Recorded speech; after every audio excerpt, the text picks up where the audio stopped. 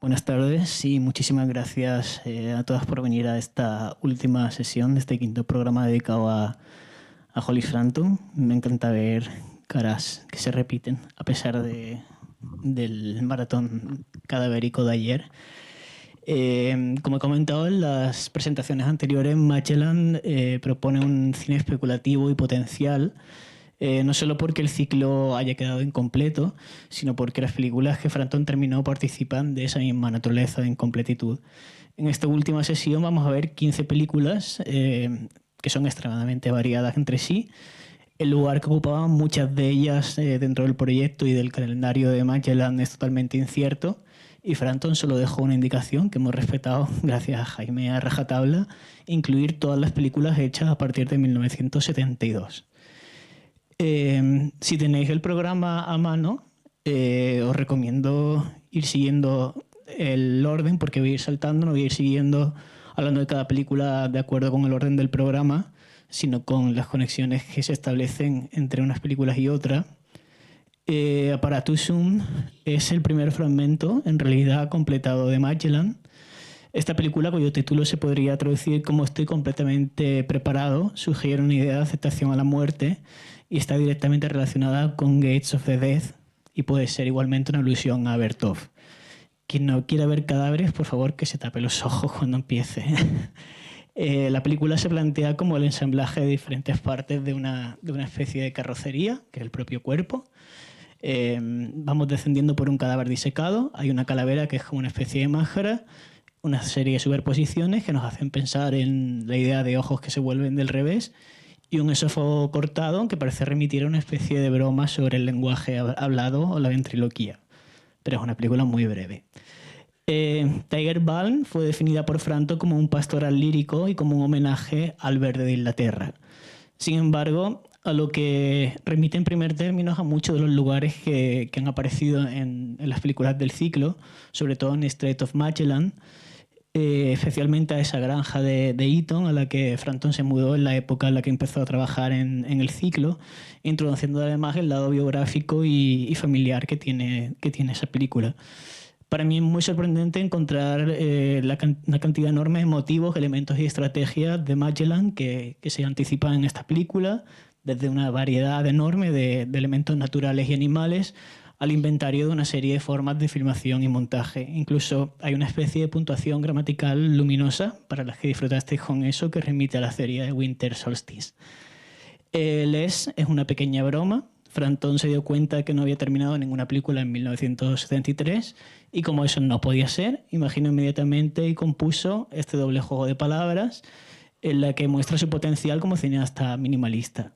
Lo que vemos es un bucle de 24 fotogramas, un segundo de película, en el que va cubriendo el retrato de una mujer desnuda, una fotografía de Leslie Grams. Frampton también se apropió de películas suyas anteriores para incluirlas en el ciclo, como es el caso de Palindrome o de Snowblind. Palindrome, de 1969, aparecía en el calendario de Magellan de la versión del 78 como El segundo sueño, mientras que en el programa del Whitney del 80, del que hablaba el otro día, fue proyectada como el primero. Matrix es El otro sueño. En el currículum vitae de Frampton del 82, documento que se ha tomado como una base para establecer su filmografía, al menos así lo ha hecho Bruce Jenkins, el primer sueño sería ese, Matrix. Palindrome toma como punto de partida un palíndromo, que sería algo así en latín como ingire me bien me sen nocte conservum ternim virgini, que puede traducirse como de noche descendemos a un remolino y nos consume el fuego. Quien sepa latín, por favor, que me corrija luego. Es una película animada en 12 variaciones sobre cada una de las 40 frases de la que está compuesta, y lo que vemos en la película es la carne químicamente mutilada de la película en color en sí.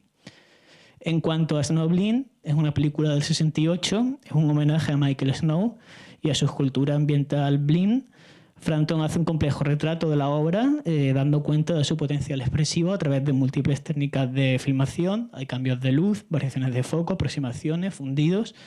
La obra queda estratificada de todas las maneras inimaginables y además contiene varios retratos en el que se ve al propio Snow. Snowblind podría formar parte de un grupo de películas que funcionan como una autobiografía dentro del ciclo, al menos a un nivel metafórico, retratos de amigos o de artistas o de su trabajo, obras que en definitiva inspiraron a Frampton. Por ejemplo, Yellow Springs, que consiste en un retrato sencillo de Paul Sharits realizado una tarde en que Frampton dejó sentir una especie de gran energía que procedía de él. La película se filmó en el Antioch College de Yellow Springs, Ohio, de ahí el título.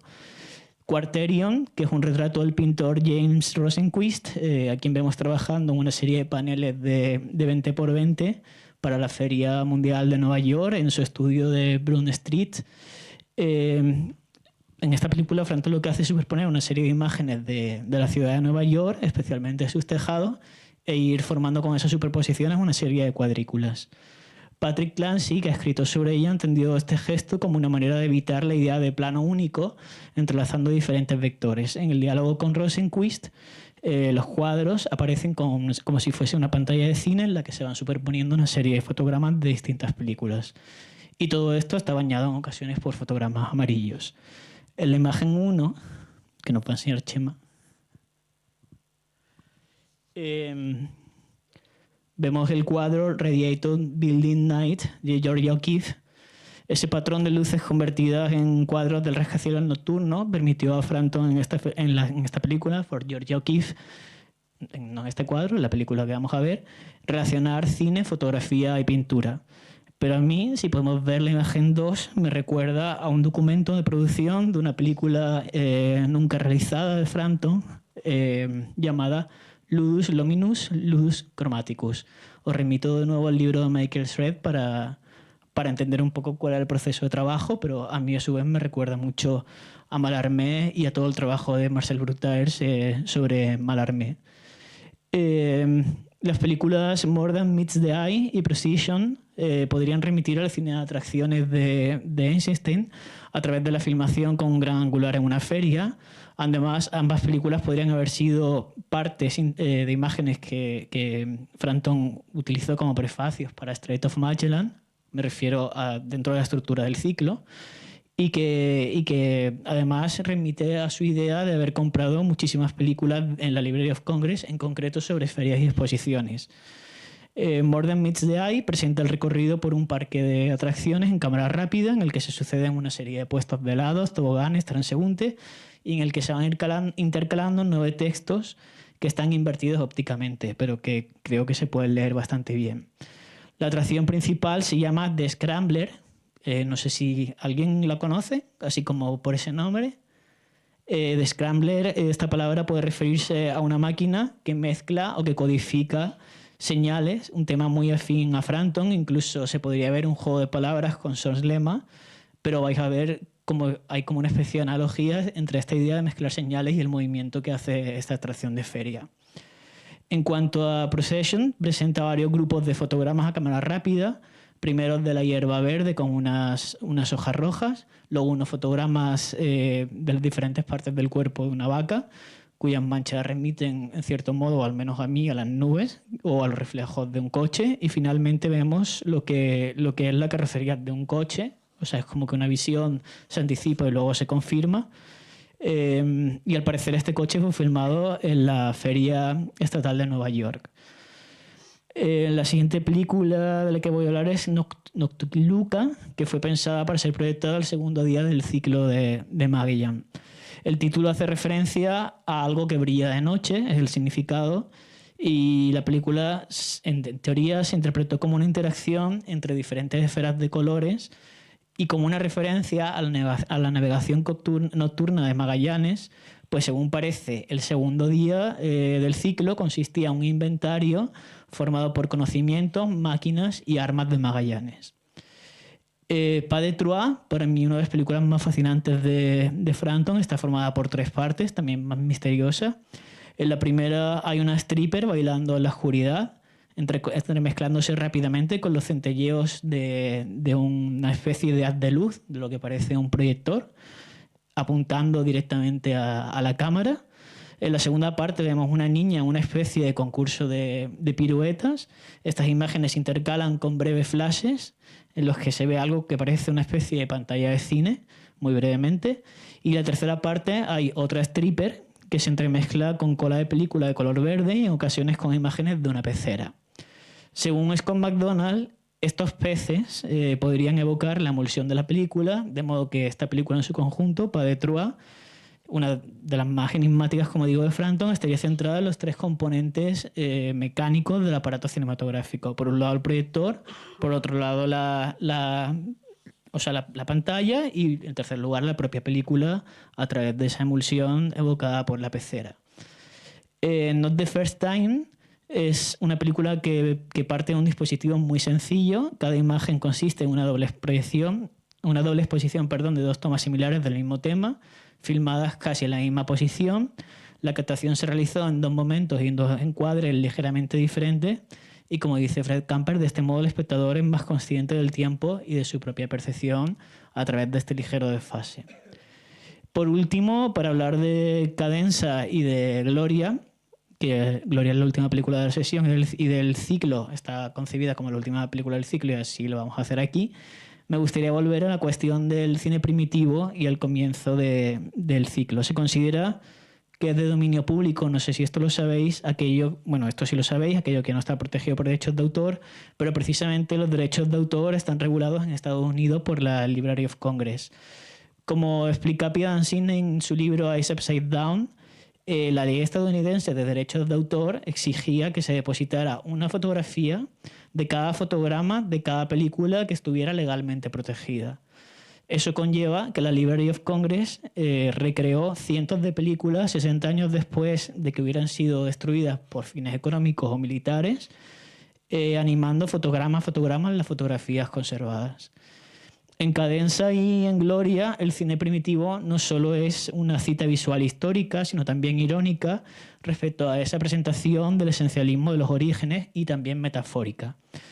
En Cadenza, Frampton llegó a filmar solo dos cadenzas, la primera y la última, segmenta, entrecorta y coloca un trozo de una película, un slapstick mudo, que se llama Little Piece of String, entre las imágenes filmadas por él en un jardín de Puerto Rico. De nuevo volvemos como en Mindfall a ese lugar y lo que vemos es una sucesión de fotos de unos novios que, como dice Michael Sheridan en su libro, podrían evocar a Adán y Eva y la idea del Edén, y donde el fotógrafo podría ser, en esa cosmología del Génesis, una especie de dios o diablo, ¿no? O el propio Frampton.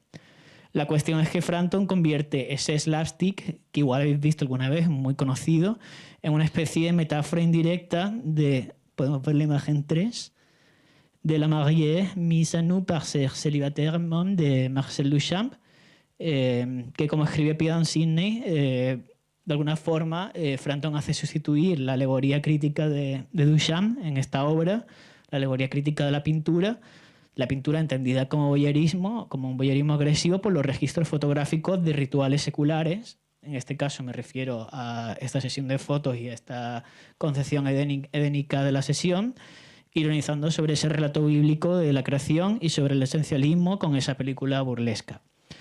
En cuanto a la segunda historia de la creación, me refiero a la otra parte, a la otra cadenza, podría ser la del relato de la vida creado por la energía, la propia potencia fálica, ya lo veréis claramente, y también una posible organización de un sistema de significados. Vais a ver una orquesta tratando de afinarse, al fin y al cabo la organización de un sistema de significado, y el preludio con una música armónica y la letra A, o sea, como la idea también de que Magellan podría haber comenzado por aquí y podría haber Frampton hecho, siguiendo esa lógica palindrómica, un movimiento de cámara contrapuesto hasta otra letra, otra lápida en la que apareciera el omega, ¿no?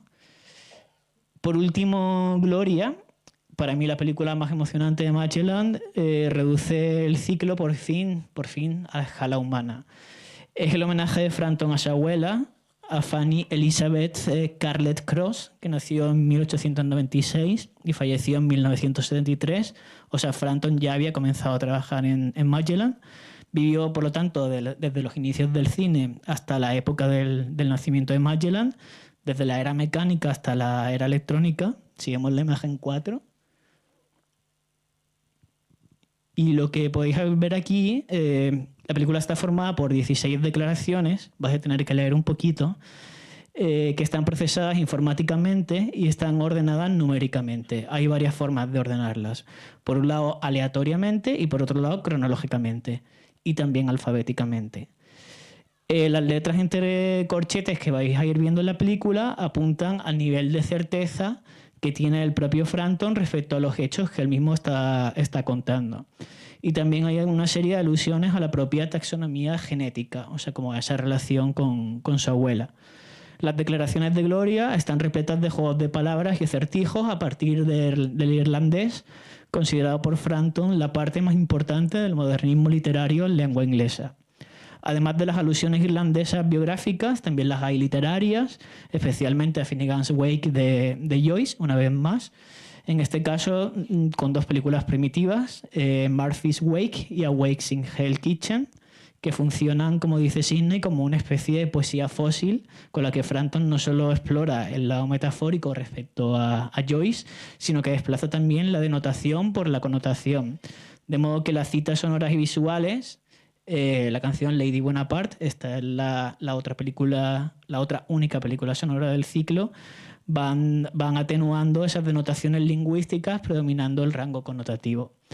Y por último está la pantalla verde, la pantalla que, bueno, la mejor manera para mí de acabar, un verde que remite a John Ford, pero esto lo digo yo, no lo ha dicho Frampton, a las praderas inglesas. Y bueno, espero que disfrutéis mucho de esta película en la que se hace revivir a un muerto a base de emborracharlo. Muchas gracias.